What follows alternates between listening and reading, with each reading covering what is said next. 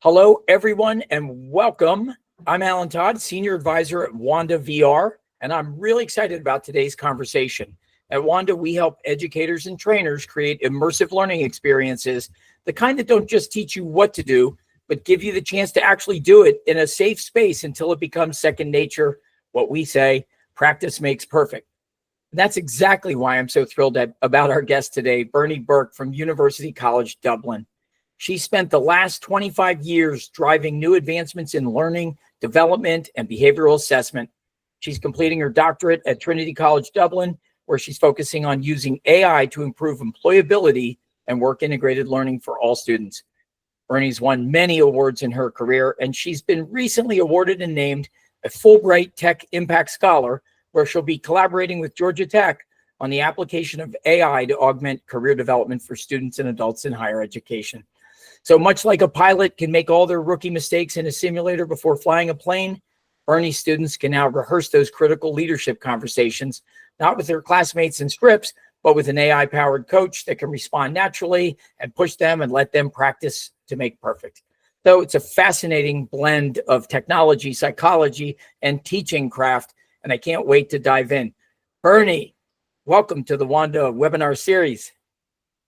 Thank you, Alan. I'm delighted to be here and to share my experience. It has been great working with Wanda and with Ashley in this very new domain, and really happy to share my learning experiences today.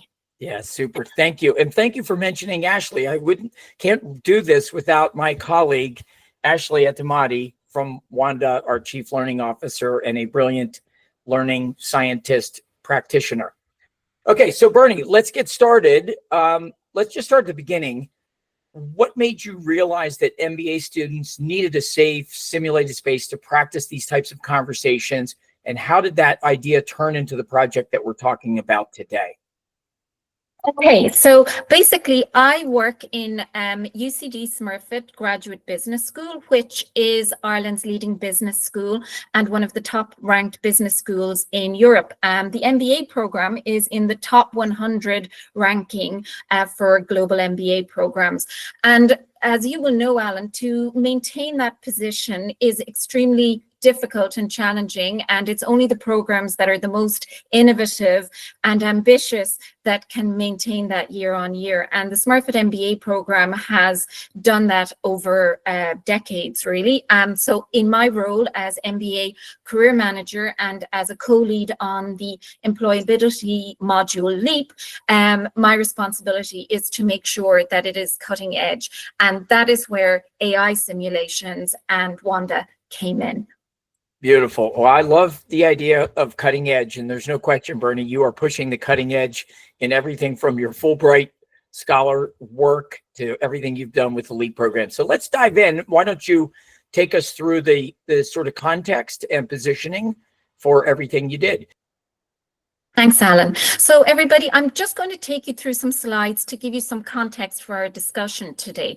And I'll start with where I work within University College Dublin, which is Ireland's largest university. So I actually work as part of the UCD Careers Network team, and I work in the Smurfit Graduate Business School exclusively with MBAs. But the university has a very expansive and progressive approach to career development led by Dr. David Foster. So I sit within that, and my role is then to apply best practice with the business. So co-creation is very much a part of the strategy and having a student-centered approach. So I put this slide together really to show you the university approach to career development and employability development, and it's co-creation. And the number one thing is that we have our program as a partner. So my program partner is the academic director and the program director and team for the Smurfit Global and Executive MBAs. And they have been amazing and open and very progressive to work with, which is where all of this work started. Also, because employability and career development sits really as a bridge between academia and industry, we have to have employer as partners. So a lot of the work that underpins my approach on WANDA is based on engagement and research with Smurfit and UCD College of Business leading employers, because all the dots need to be connected. And then in terms of the student as a co-creator, and this was really interesting on the University of Sheffield call, they talked about the importance of the student voice and amplifying that, and that's also a really important thing for us at UCD. The student is our partner and the alumni. So in my design, I went out to speak to students to find out what they would like more of, what really helped them, what maybe worked not so well. And learning is something continuous for all of us, both students and teachers, I guess. And finally, AI is a partner, and this is the cutting edge piece. And I'll talk about this a little bit more.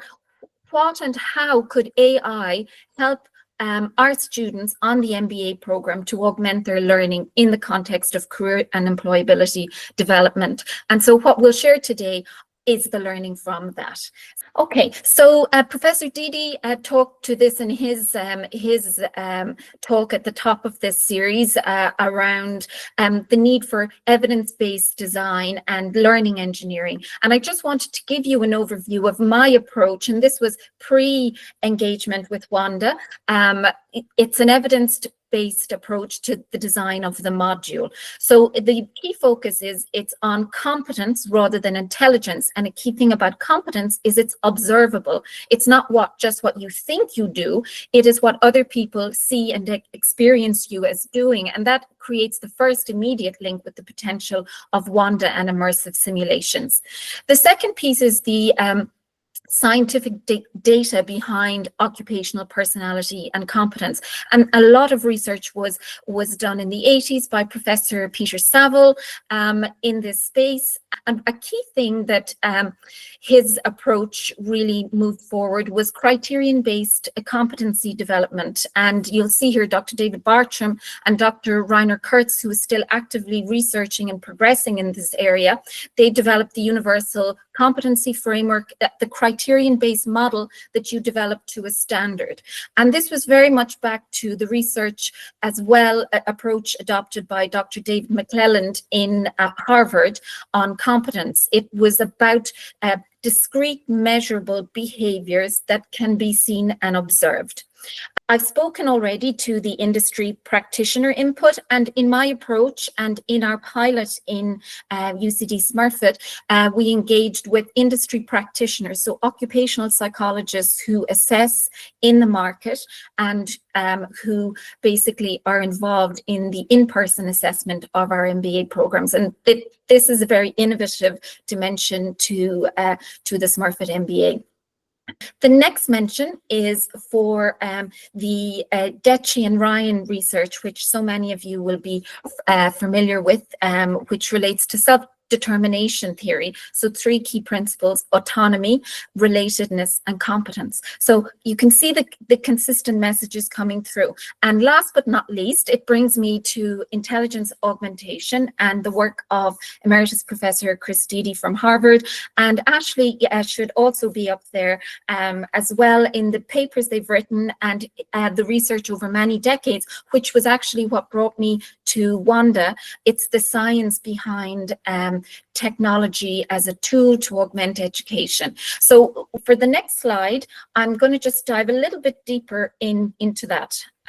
Okay, so on Professor Dr. Didi's first webinar in the series, he talked about the design dimensions for immersive authentic simulations and about how those have been constant over a number of decades. So I thought it would be useful for you today to hear how I experienced or how those dimensions manifested themselves in my experience. And the first thing in my pilot, and to say that my pilot was with, it was an opt-in with students who were really interested in participating in the pilot, and that's really how I believe that people should learn, through proactively wanting to participate. So all of the feedback that I have and will share with you is in good faith. People want to be there rather than having to be there. In terms of immersion, it was the whole idea of creating that experience. And what really struck me about what Dr. Didi said was the experience didn't have to be perfect. And that's exactly what I found. So different people are more sensitive to their the environment, but the key thing that students said to me was they felt like they were doing a real interview. They had that nervous energy. It replicated to an acceptable standard the experience of actually doing a mock interview, which I will show you a little bit more about later on in the call. So that immersion does not have to be perfect, and we are in an emergent world, so of course it's going to improve from minute to minute, literally. But it can be good enough, and that really has the desired output. Tying very closely into that was the dimension he spoke to around authenticity versus magic. So the idea of novelty in gaming, and anybody who works in the HR space knows that senior HR people are always under pressure for the next gimmick, the next new thing. Science sometimes can take a back seat. And it's really about the pedagogy that underpins it all from an education perspective. And Ashley and I worked a lot on this and talked these things through, that it must be meaningful. And what you will see is what we tried to do in the pilot was to move the science that I talked you all through in the previous slide, to bring that into this virtual environment, to explore, does this work in an AI world? How does it work? What's really good? And maybe what isn't quite there yet. The third piece, and this was to going back to what you spoke to at the top of the hour, Alan, around the role of the teacher, the importance of the safe space. And that really is something that the students fed back to me, that they loved being able to go in and practice their interview in that immersive, feeling real and slightly scared environment, but in a safe space where they knew they could do it again and again. And I actually had students, after the pilot was finished, asking me if they could use the system to practice for a real job interview. So to me, that was a measure of success. A key thing, and Ashley, you spoke to this in your webinars, particularly around decisions, behaviors, and performance. You have to work backwards. What are your learning goals? What are you trying to achieve? What is it that you are going to set out to achieve that will make it meaningful for all of the students? And how can you enrich the assessment data to the maximum point so that you can give the best possible feedback to the students so that they can apply it in a real world scenario? So that is my big takeaway from this. And the students actually really loved the idea of the transcript, where they could actually see in a relaxed space, you know, what it was they said and maybe where they went off piste. And using a skiing analogy in Ireland is not great, but anyway, you're with me. So that was also really, really interesting. We also found the engagement piece to be critical, and both Dr. Didi and Ashley, you have spoken to the engagement and making it personalized. And the beauty of having a scalable framework means that with very slight adjustment, if your model is well designed, you can actually accommodate it to whatever level the student is at. And even though you may get a postgraduate qualification that's at a particular level, that does not directly map to what you may, the point at which you may enter the market. So that was also really good for all students. They all had an opportunity to participate at the level they were at. I should say as well at this point, because so many MBAs are seeking to transition from an area of specialism into a broader business role, consulting is often and is actually shown to be the most popular route for students from MBA programs around the world. So we designed the simulation for a management consulting role. So that meant an engineer from whatever part of the world, or somebody who was coming from a creative background, could all make their case through their interview examples for why they were a good candidate. And then the last piece is around identity and narratives. And that was very, very positive from the students in that they felt it participating in the simulation was helping them to build their skills for a real world scenario. They could relate to it. Was it perfect overall? No, but was it something that the students felt was really worthwhile? Yes. And I know that because, we have lots of feedback from the survey, but the most important for me was, should I include this as a step in the LEAP module for incoming students in the autumn? And the overwhelming majority said, yes, this is worthwhile. So that to me was a vote of success. What's going through my mind is you've done something that is very clearly rooted in theory and grounded in evidence-based practice, right? And you've taken the time to walk us through that with the first couple slides.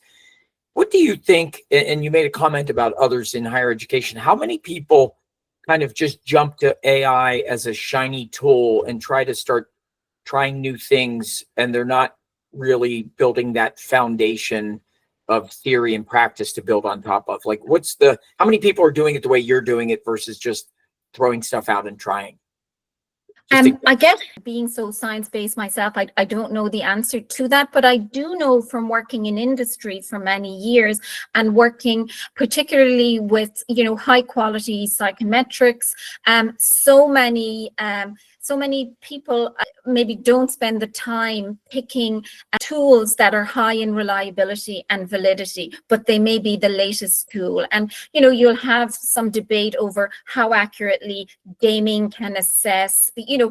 This is a very rapidly moving world. If you were in private industry, you were under pressure to perform and move forward for your investors. I think in universities, we're still at very, very early stages, and also because resourcing is very different. I think where possibly a lot of people will potentially see benefit and is in the area of simulations, because the amount of work in business schools historically that would have gone into the development of simulations, that is something that can be achieved much more efficiently now. So I think probably within higher education, the focus will be in that space rather than just the new tool. But I think in industry, Alan, the need for evidence-based science is really, really critical. Yeah. Thank you for sharing that point of view. Now, this is my next slide. So what was my pilot hypothesis? So given that my background is primarily assessment and development in the career and in the employment space, I created a little equation. Our learning outcomes improved for assessment and development with the application of augmented intelligence. And so the key thing from the pilot was to explore, well, is it? And so what I found to this point, and this goes back to the research and a wonderful paper that I'd really recommend anyone to read who has not, by Professor Didi and Ashley, on the dimensions that make it really embodiment. And I can't think of the name of the paper, Ashley, maybe it's at hand and you want to share it, but what will actually make bring this stuff to life. It's a really, really good read. But what I found is the simulation is fantastic for development. That's my student feedback. It is really helping people to move themselves forward, all students, regardless of the point from which they come to this. What was interesting was in the assessment point, and again, ChatGPT 5 is out. Let's go back and start it all over again. But, the reporting does not match and the analysis does not match what a human occupational psychologist can do. And that was very clear from our many months of work on this, Ashley. But there's huge learning benefit for the students in that they can get better, improve, felt they were more confident. And this is back to that whole piece around the role of the teacher, that they're better prepared when they come to my class, that they're better prepared when they go into a real live interview because they have had that feeling. But in terms of If I were to say, Alan, in terms of a key question, could I use AI exclusively to assess students or assess people in a work situation? No, I could not. But I'm really interested to see how all of this moves forward. So well, I'm going to say, Bernie, I asked you this question a couple of weeks ago, but it's basically you like, do you believe that AI is going to keep evolving and get better at assessment? Essentially, today you said, I think the development, it's super helpful for the assessment. I'd like to see a human in the loop to make it high quality. Like, where do you see it going? And I don't want to take us too off track, but I thought it was really interesting because I think it's a point of future research. Yeah, I mean, I don't know the answer to the big question about where is AI going, Alan, but what I can say is that I will be producing the reports in the autumn or in the spring for my incoming class to provide them to the assessors who will be also assessing the students to say, this is what the student did in their own space with the student's consent, of course. Can you have a look at this transcript? I think it can really add value by adding another layer of knowledge, and knowledge when the student is in a safe space. It can also really help the assessor provide very specific, personalized feedback, because when you say something in an interview or when you're live like this, you don't really have the opportunity to go back unless it's recorded to say, oh, what was it that Bernie said? What did Alan actually say? Whereas with the transcript, that is another layer of data. And this is back to Professor Didi's point about, allowing you to enrich the data that you have for really, really high quality assessment. And that's my goal, helping my students, post-program. Yeah, beautiful. Thank you. So just to give you all a sense of the assessment center experience that the MBA students at Smurfit Business School go through, they will go through the best occupational personality and competence questionnaire with the highest reliability and validity properties. They will complete a case study and presentation, like so many other business schools, that the Harvard style standard. They will participate in a group exercise, and Ashley and I had started exploring this, but to get your simulations right, I mean, what I would say to everybody as well, my learning is focus on one thing. Don't try and basically boil the ocean, which is one of my favorite things to do, doing so many simulations at the same time. What I've discovered is with what I try to do, the single simulation is actually a program. As Ashley outlined with the networking program that she developed. So the group exercise, to allow people in that kind of jigsaw learning way to not have all of the information, students have to complete that in-person exercise as well. But the piece I wanted to share with you today is around the mock interview, which is benchmarked at a particular level where I would expect my MBAs to hit using a competency and employability behavioural questionnaire, which is customized to my students, as many organizations have for their own purposes. So it is based on the jobs that graduates of Smurfit Business School would typically apply for over a number of years, and what our employers are looking for. It's customized and it is across multiple levels. And all of the exercises are benchmarked against these following, best-in-class processes for occupational psychology-based assessments. And our students get a customized narrative report personalized to their own needs.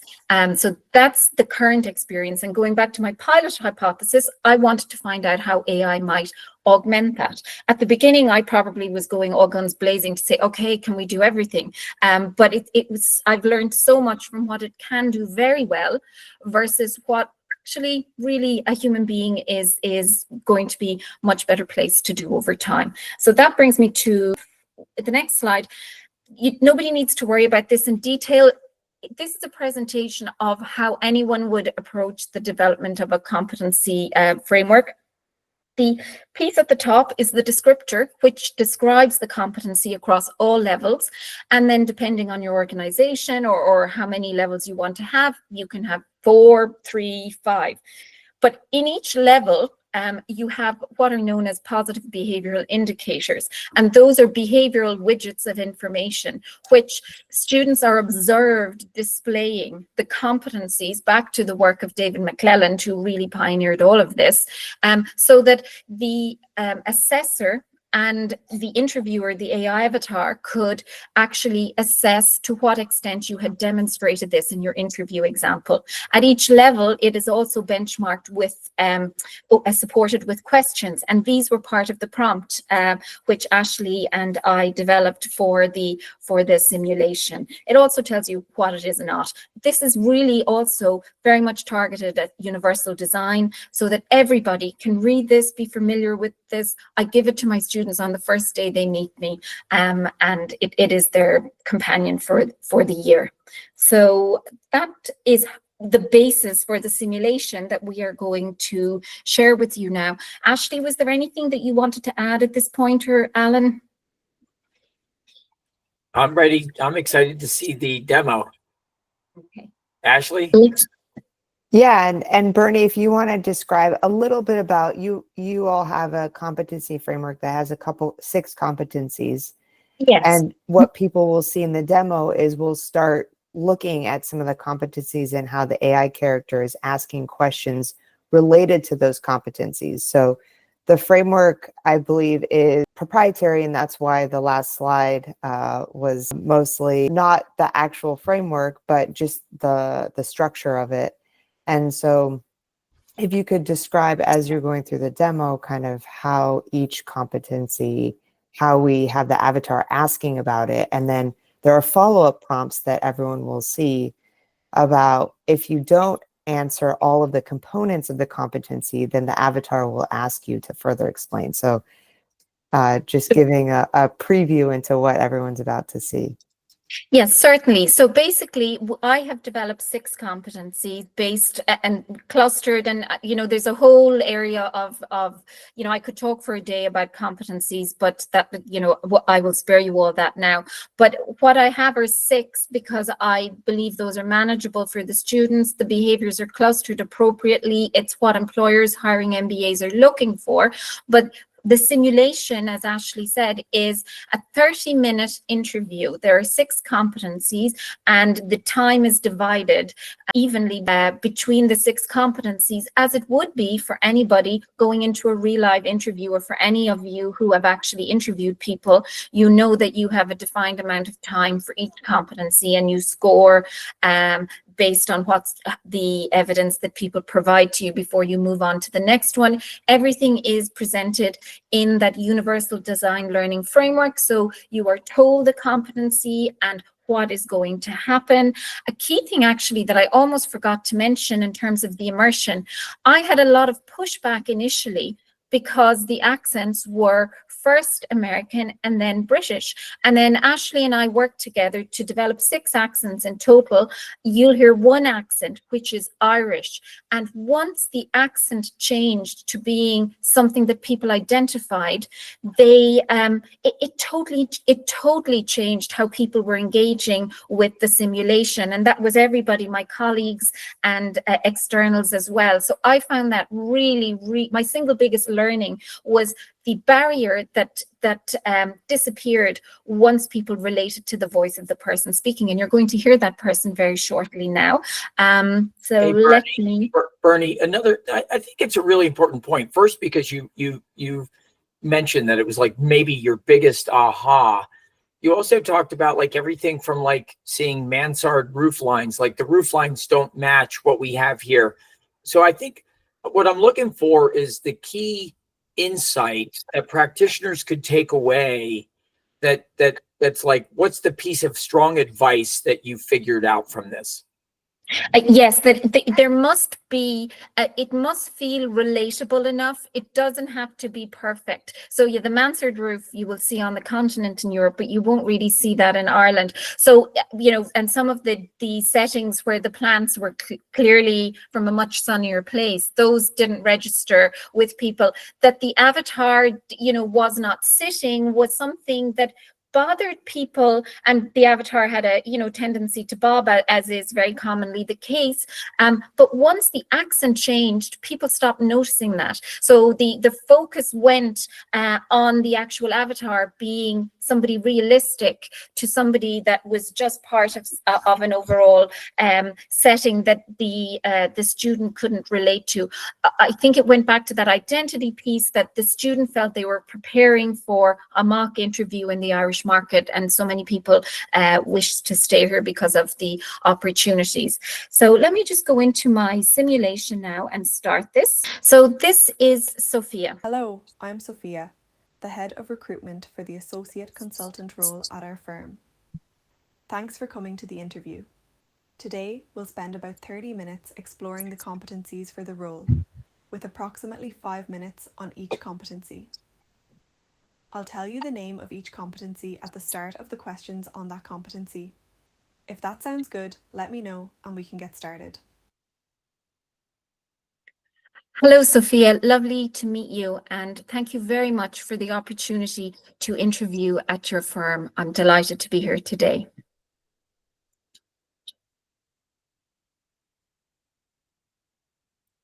Lovely to meet you too. Great, let's get started.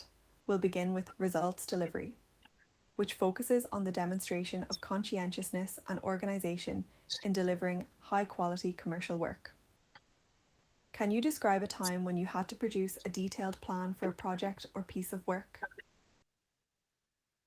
Certainly. I was given responsibility for the implementation of a large content management system implementation in an organization, and this required me to be engaged with multiple stakeholders, which meant that there were a lot of different diaries to be coordinated. So the first thing I did was to establish a project plan.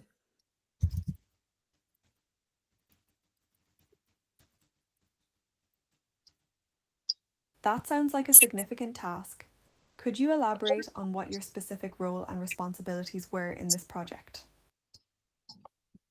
Oh, my apologies. I should have said that I was the project manager. So I had the ultimate responsibility for managing the delivery of all the components of the project.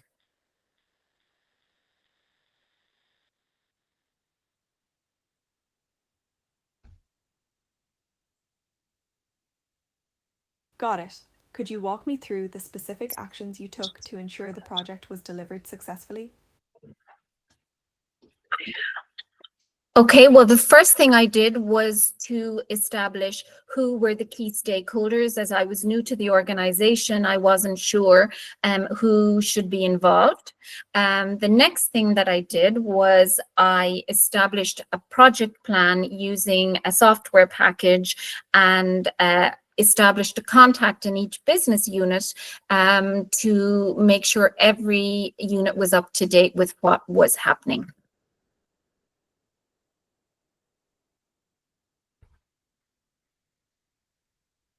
That sounds like a solid start. What were some of the key actions you took to keep the project on track and ensure all stakeholders were aligned? Okay, so I'm going to stop there, everybody, because I don't think anybody wants to see me interview for a job. But that will give you a sense of how the avatar and the student engage.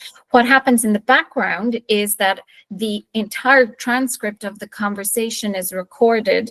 I gave a mix of answers there because I just wanted to show you how the avatar, Sophia, the interviewer, will stick with me. She doesn't really let me just waffle on.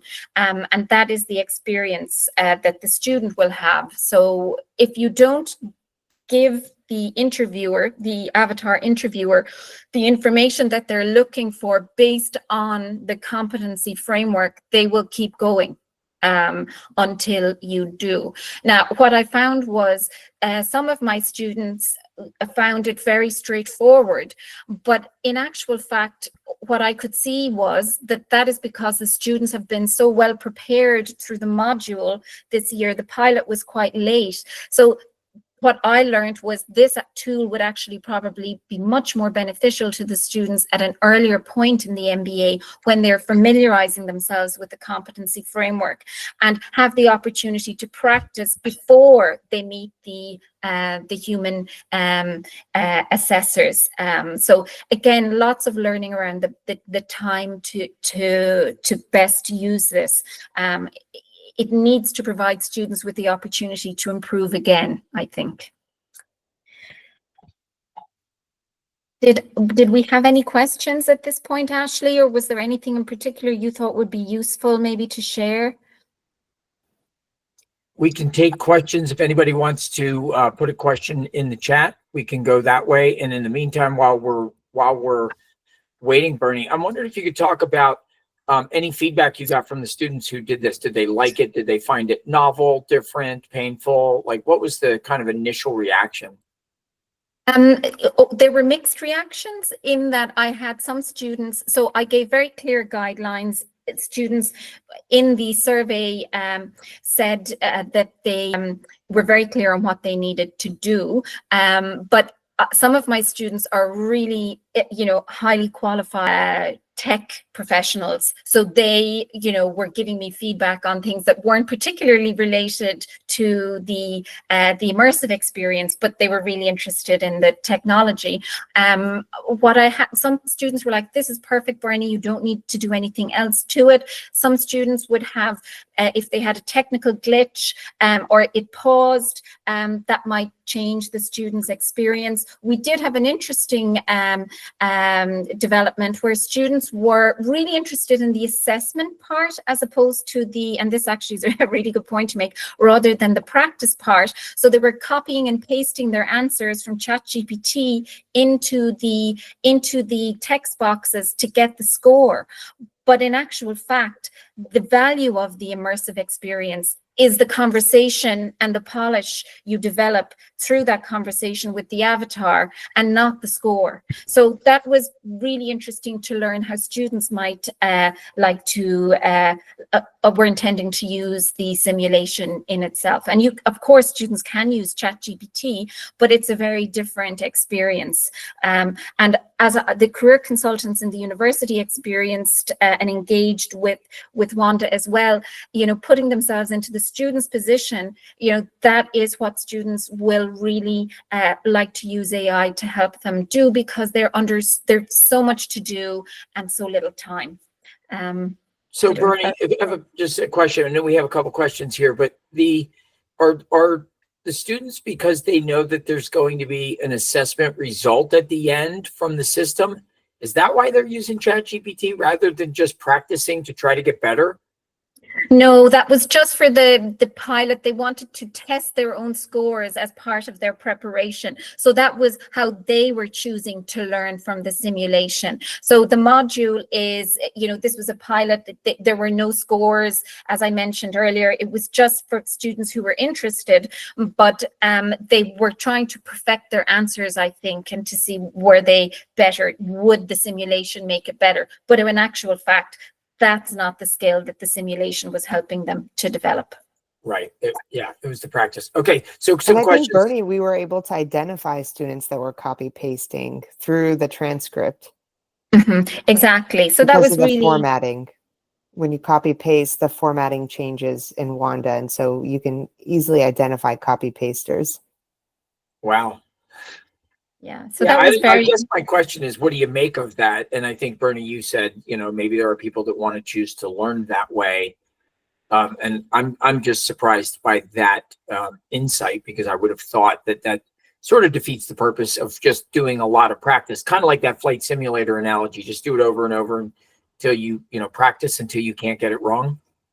I think for me, Alan, the key takeaway is it's about context for me. So next year, when I position this to the students, I will be saying, hey guys, this is what I learned. This is the value of the simulation. If that's what you want to do, use a different AI tool. Don't use an immersive simulation. This is to help you manage your nerves, tell a story when you're under pressure. You know, some tools allow you to stop and start and get feedback, but that's not real. And that was the single biggest positive piece of feedback from the students after the accent. It was basically, you know, I felt like I was in an interview. I had to just keep with it. And I also, in terms of context, I asked the students not to stop, to go right through and not restart. And the students did that, and they were really with me and open in terms of their learning, because their goal is to be more employable. So they want to do whatever is going to help them. Yeah, beautiful. So I don't know, Ashley, you might know the answer to this, but Michelle's asking, do we have any way to assess nonverbal communication? Or Bernie, Not currently, but you can video record students can video record themselves as they're doing the simulation, and then you can use other tools to assess nonverbal communication. Yeah, and to be honest, I deliberately didn't want to go that route, because I wanted something that is really accessible. So if somebody is at home on a laptop, they can do this. They don't need to have headsets. Headsets are, you know, expensive, for example. I wanted this to be as open to as many students at whatever time of the day they wanted as possible. So I think it's about, you know, understanding what your audience is looking for. So from that point of view, in terms of the context, the students weren't expecting, you know, Sims or whatever. I don't game, actually, ironically, but they weren't expecting completely, you know, that wasn't the purpose. Their purpose is back to that piece around authentic learning in this environment, not, you know, novelty. I wasn't really trying to make this fun. I wanted them to get better. Yeah, super, thanks. Okay, and now this is a good question. Again from Michelle, but how did you we described the process that you utilized to integrate knowledge AI to train the avatars? So talk about maybe the prompting and setup in Wanda. Okay, well, for me, you know, the learning how to prompt properly, I guess that for me, I had expectations, and Ashley, please feel free to comment on how I developed this skill. I had a very clear idea of what I imagined it would be able to do based on occupational psychology processes, but LLMs are fundamentally different. And so this goes back to the assessment piece and what Ashley has written, sometimes the nuance of human behavior. So the more complex the role, the more challenging what you're trying to observe, the less able the simulation is able to do that by itself. Yes, it can still help the person learn, but the prompt, no matter, I don't think, you know, you hit a ceiling, I think, in terms of what you can actually achieve with the prompt, but you learn to tell the story. And I think, again, my biggest learning was I just jumped into this. I think in hindsight, I would have spent a lot more time thinking through my simulations. And this is back to what AI is not going to replace. I needed to do that learning engineering with the knowledge of this new environment in greater detail before coming onto the system. Now, I learned a huge amount and we have a great outcome, but I think that was what I took away from that. I don't know if that's answering the question, or if, Ashley, you think there's anything else you could add there for clarity. Yeah, we did a lot of testing, Bernie. So we did a lot of writing the prompt and then testing it with the career consultants and then going back and editing it to make sure that that process, that the avatar seems as real as possible to a real interview. Mm-hmm. So there was a lot of tweaking that went into the prompting. It wasn't just that we copy pasted the framework into an LLM and it, you know, was magically perfect on the first time. So there was a lot of back and forth on, you know, testing it with different types of conversations as well. So Mm-hmm. Bernie gave you an example of what a conversation that maybe the person doesn't fully answer the question correctly the first time around. So what does that look like? How does the avatar follow-up versus what does it look like if the person provides a complete response. So we went through all of those iterations before we arrived at this version. Yeah, and I think it's that whole piece around telling a story. What is the story you want your simulation to tell or take your learner through? That's really, really important, as we all know, for, you know, creating meaning as well for the learner. I think that was key. I think what became clear to me was the prompt, the transcript. The prompt got to a point where we had a great transcript, but it was not going to improve the assessment part.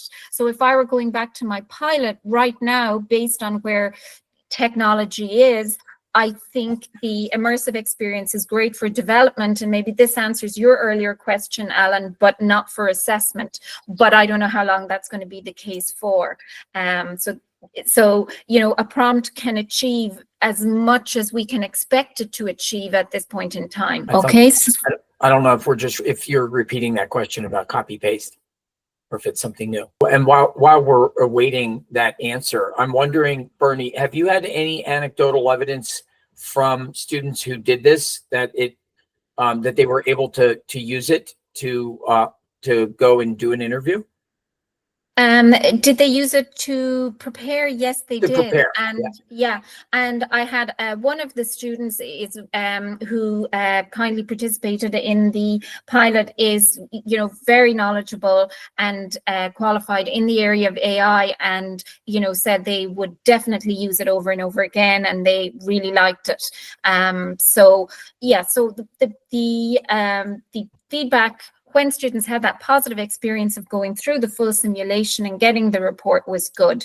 And then the glitching and the, you know, all the other various bits and pieces, you know, that was something else, as we talked about with the copying pasting.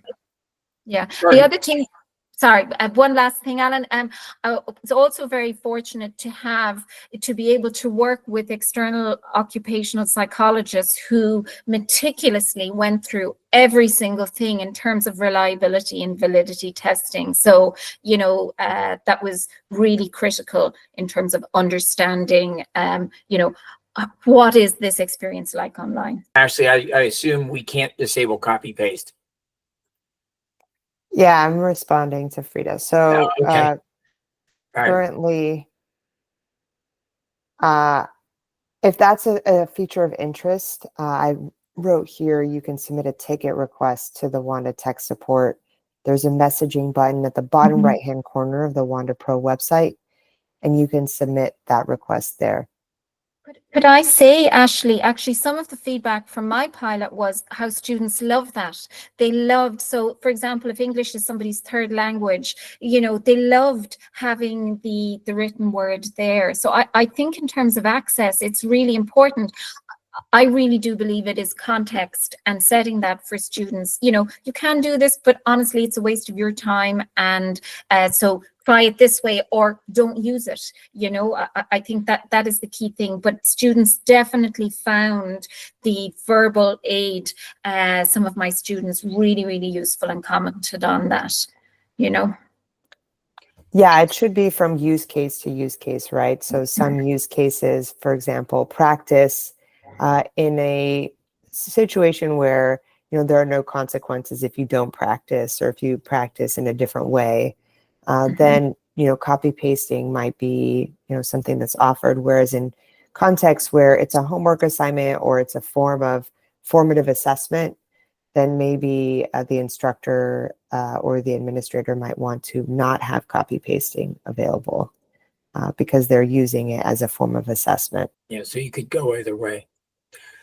So we are closing in at the top of the hour, so let's bring it home. Bernie, do you have thoughts on future practice here, character-based AI-driven learning, the simulation?